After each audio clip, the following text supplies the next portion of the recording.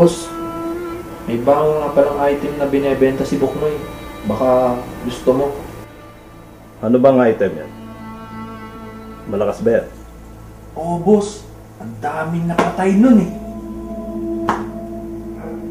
Sigurado ka?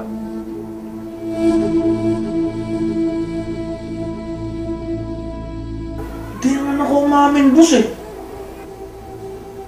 Boss, kahit makipagpitpitan ako ng bayag, hindi naman ako umamin sa kanila eh. Tingin mo maniniwala ako sa'yo?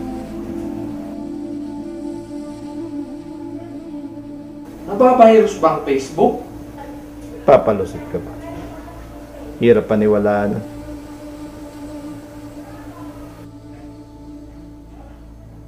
Nabisto ang ating transaction. Pinost ko lang naman sa FB status ko eh. Sama na yun?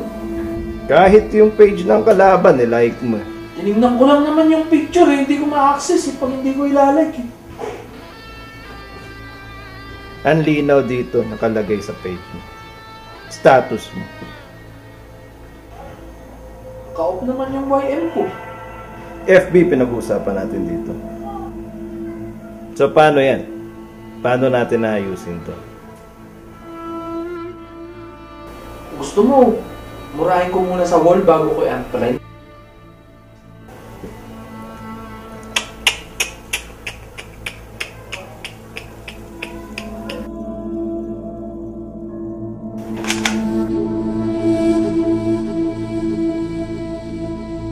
Boss, tatanggalin ko na sa wall ko yun. I-unfriend ko na sila kung gusto mo. O kaya, delete account ko na lang yung FB ko. Magpe-friendster na lang kaya ako ulit. Maawa ka, boss. Magpe-friendster na lang ako ulit. Magpe-friendster na lang ako, boss. Maawa ka.